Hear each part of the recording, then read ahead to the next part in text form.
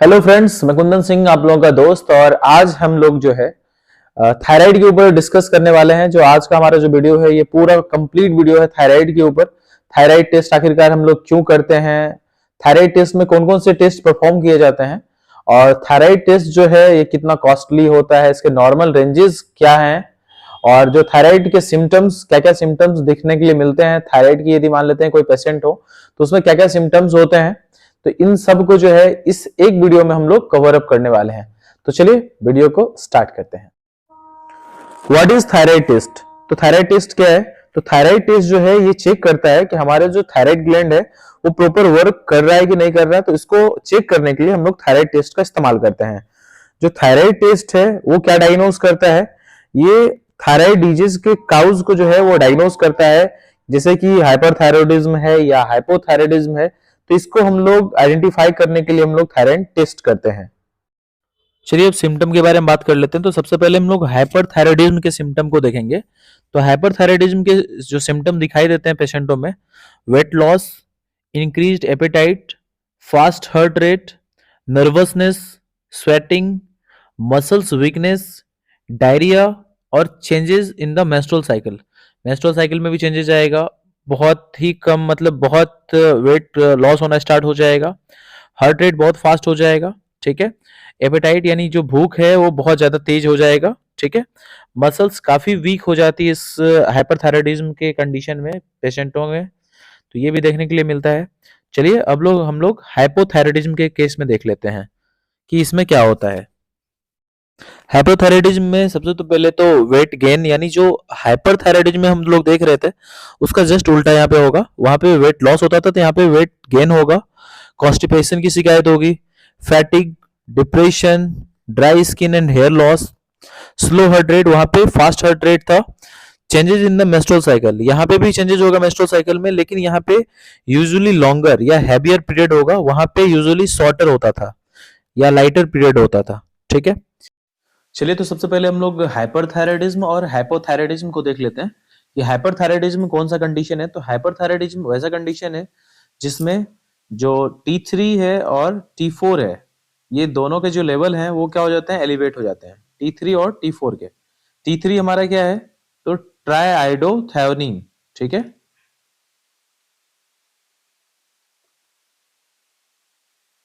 और T4 जो है हमारा है वो थायरोक्सिन है, ठीक है।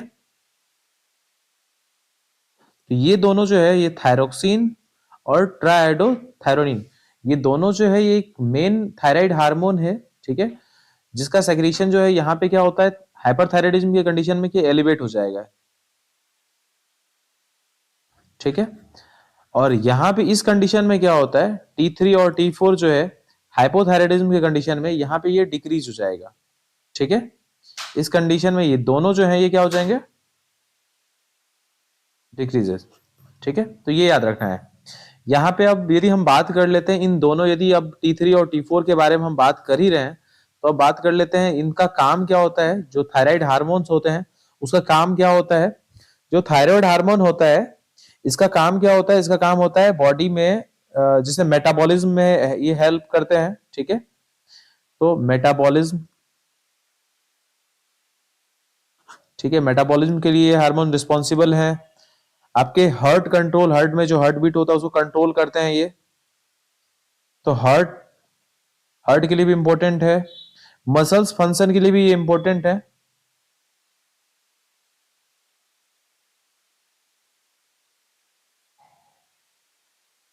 ब्रेन डेवलपमेंट के लिए भी ये रिस्पॉन्सिबल है,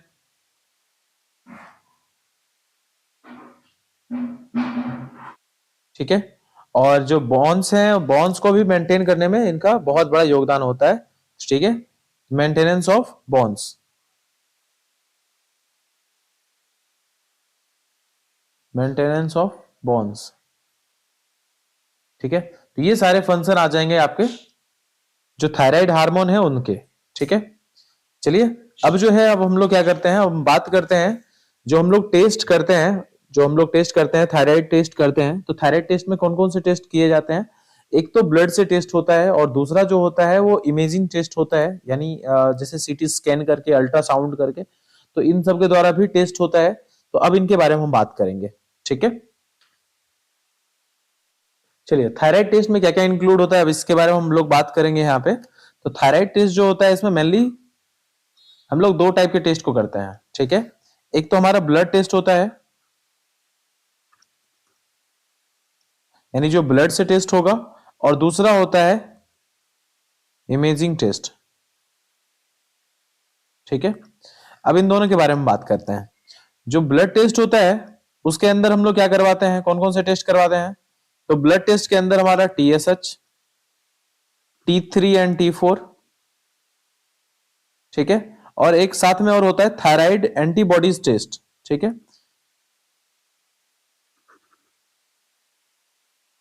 थायराइड एंटीबॉडी टेस्ट, ठीक है। एक तो ये होता है।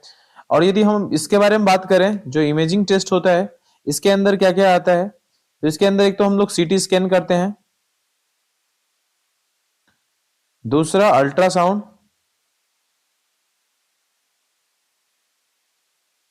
और एक साथ में हम लोग करते हैं न्यूक्लियर मेडिसिन टेस्ट, ठीक है।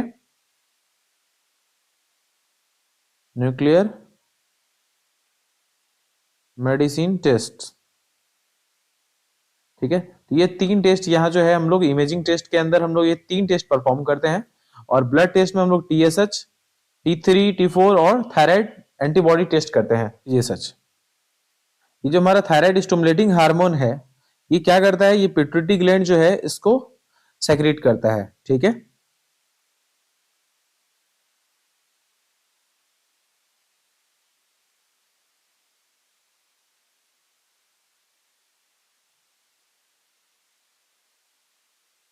ठीक है, ये हार्मोन को सेक्रेट कौन करेगा, तो पिट्यूटरी ग्लैंड।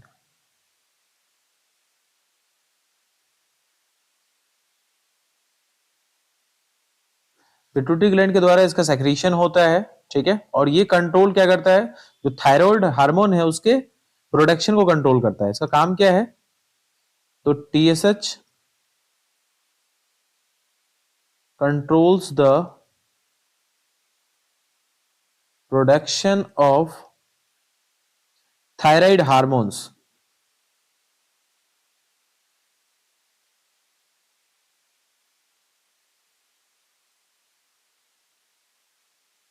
जो थायराइड हार्मोन्स होते हैं उसके प्रोडक्शन को, यानी T3 और T4, इसके प्रोडक्शन को कंट्रोल कौन करेगा, तो TSH। TSH प्रोड्यूस कहां हो रहा है, तो पिट्यूटरी ग्लैंड के अंदर, ठीक है।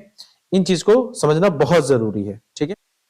T3 और T4 ये क्या करेगा, they measure the level of different thyroid hormone in your blood, ठीक है।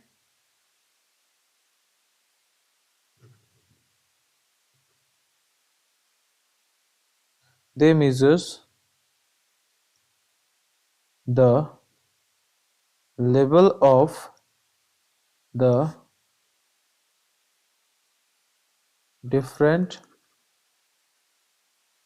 thyroid hormones in your blood, ठीक है।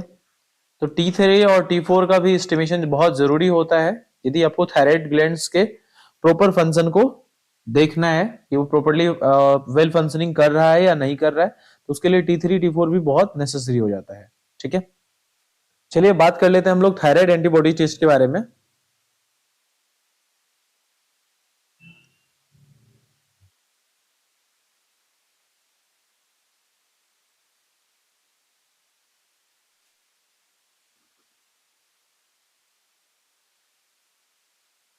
It measures certain thyroid antibodies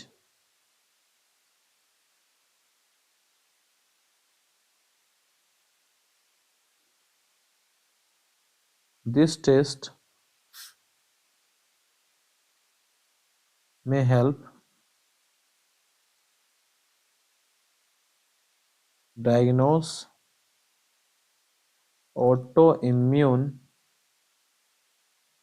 thyroid disorder, ठीक है।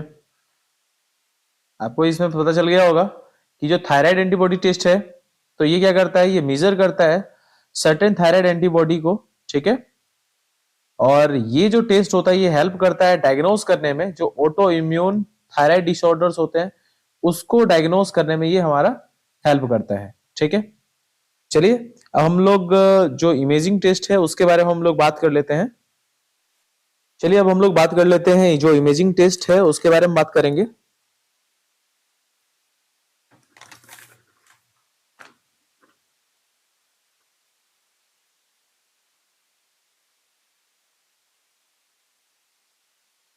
तो इमेजिंग टेस्ट के अंदर हमारा क्या क्या आ रहा था, तो इमेजिंग टेस्ट के अंदर हम लोग क्या क्या देख रहे थे, एक तो हमारा सीटी स्कैन था, दूसरा है अल्ट्रासाउंड, और तीसरा हमारा है न्यूक्लियर मेडिसिन टेस्ट, ठीक है। अब इनको देखते हैं, ठीक है। तो सबसे पहले हम लोग यहाँ पे थायराइड स्कैन के बारे में बात करेंगे, ठीक है।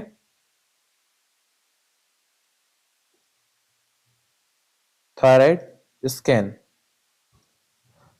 तो ये थायराइड स्कैन में क्या होता है, इसका इस्तेमाल किया जाता है, इसमें जो है स्मॉल अमाउंट में हम लोग रेडियो एक्टिव मटेरियल का इस्तेमाल करते हैं पिक्चर को क्रिएट करने के लिए, जो थायराइड का पिक्चर उसको क्रिएट करने के लिए इसमें जो शेप है, साइज है, पोजीशन है, उसको देखा जाता है, ठीक है।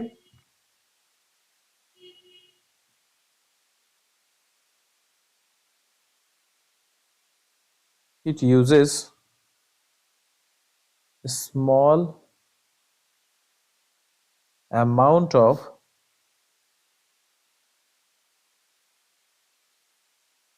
radioactive material to create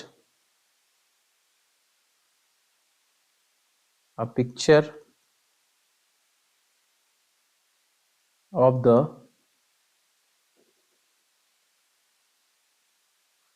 thyroid showing its size, shape and position, ठीक है।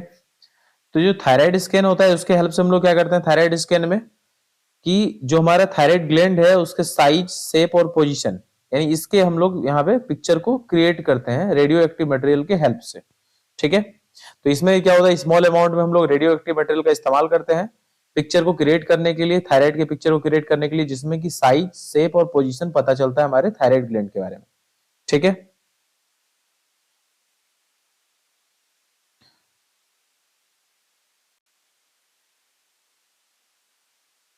और ये क्या करता है, एक काम और भी करता है ये,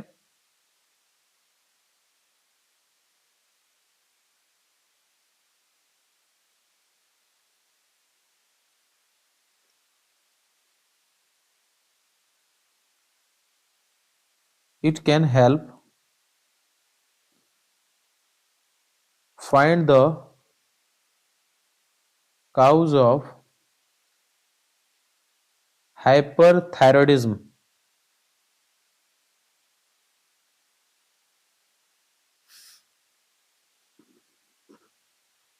and check for thyroid nodule, यानी जो लंप्स होते हैं थायराइड में उसको भी हम लोग चेक करने के लिए इसका इस्तेमाल करते हैं,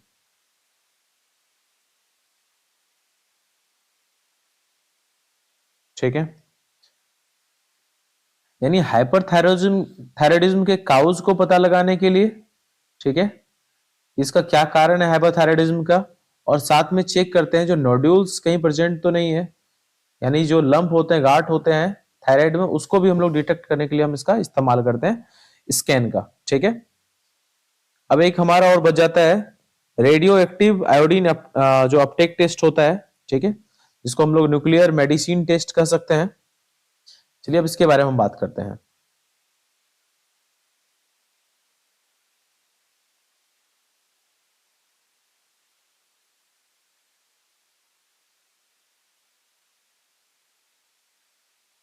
रेडियो एक्टिव आयोडीन टेस्ट।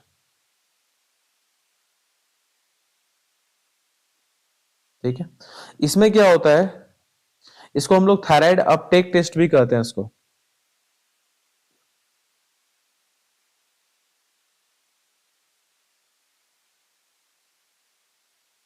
ठीक है, याद रखना है, इसको थायराइड अपटेक टेस्ट के नाम से भी हम लोग जानते हैं। ठीक है, इसमें क्या करते हैं, इसमें हम लोग चेक करते हैं कि हमारा जो थायराइड है वो प्रॉपरली वर्क कर रहा है कि नहीं कर रहा है, जिसकी वजह से जैसे हाइपोथायराइडिज्म यदि हो रहा है तो उसको पता लगाने के लिए हम लोग यहाँ पे radioactive in iodine intake test करते हैं। ठीक है,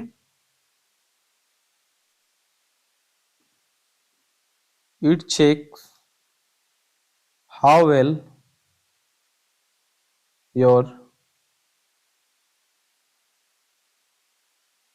thyroid is working and can help find the cause of hyperthyroidism। ठीक है, हाइपरथायराइडिज्म के कारण का भी पता लगाने के लिए मैं इसका इस्तेमाल करता हूँ, साथ में जो हमारा थायराइड ग्लैंड है वो कितना प्रॉपर्ली वर्क कर रहा है इसका पता लगाने के लिए हम लोग रेडियो एक्टिव आयोडीन टेस्ट करते हैं। इसको हम लोग थायराइड अपटेक टेस्ट के नाम से भी हम लोग जानते हैं। ठीक है,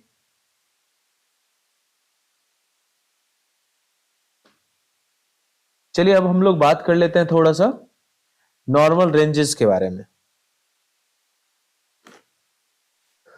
चलिए तो हम लोग अब नॉर्मल रेंज के बारे में बात कर लेते हैं।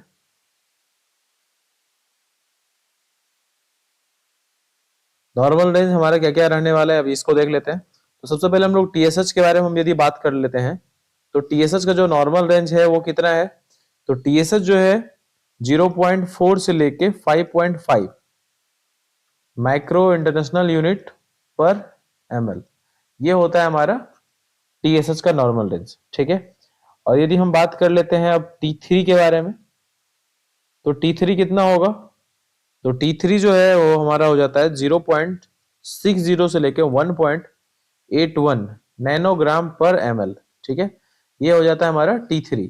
और T4 के बारे में यदि हम बात कर ले तो T4 का नॉर्मल रेंज कितना होगा, तो T4 का जो नॉर्मल रेंज है वो हो जाएगा हमारा 5.0 से लेके 12.0 माइक्रोग्राम पर डीएल। ठीक है, ये हो जाएंगे नॉर्मल रेंजेस। ठीक है, चलिए अब एक चीज और जो बताना बाकी रह गया है, अब इसके ऊपर भी हम जरूर देख लेते हैं कि कई बार जो है आप जब देखते हैं रिपोर्ट देखते हैं तो वहां पे आपको फ्री T3 फ्री T4 और टोटल T4 देखने के लिए भी मिलता है। तो ये क्या है इसको भी समझना बहुत जरूरी है, तो चलिए इसको समझते हैं। फ्री T3 एंड T4 इसको समझ लेते हैं। तो ये फ्री T3 और T4 जो है ये क्या है, ये वो टेस्ट है जो मेजर करता है फ्री फॉर्म में जो हमारे T3 और T4 जो हार्मोन्स जो ब्लड में प्रेजेंट है उसको वो ये मेजर करता है। ठीक है,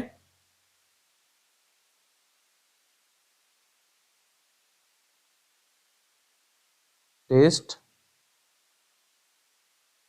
measures the amount of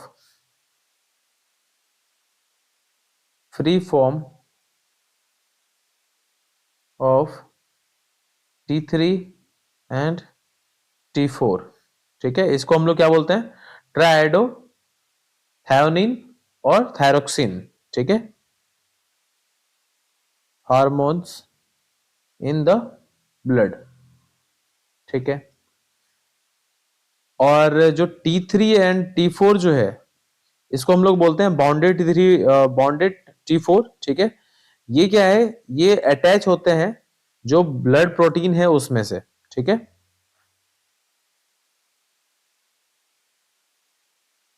bonded T3 and T4 attached to protein in the blood। ठीक है, और जबकि ये फ्री वाले जो होते हैं ये फ्लो करते हैं ब्लड स्ट्रीम में इंडिपेंडेंटली, ये किसी से बाउंड नहीं होते। जैसे ये बाउंडेड है प्रोटीन से, लेकिन ये जो हमारे T3 फ्री T3 और फ्री T4 जो है, ये क्या होता है, इंडिपेंडेंटली जो ब्लड स्ट्रीम है उसमें ये फ्लो होते हैं। ठीक है, तो आई होप कि ये वीडियो अच्छे तरीके से आपको अच्छे से समझ में आ गया होगा। ठीक है, तो चलिए नेक्स्ट वीडियो में और भी कुछ अच्छे टॉपिक के ऊपर हम डिस्कस करेंगे। तब तक के लिए बाय बाय, टेक केयर।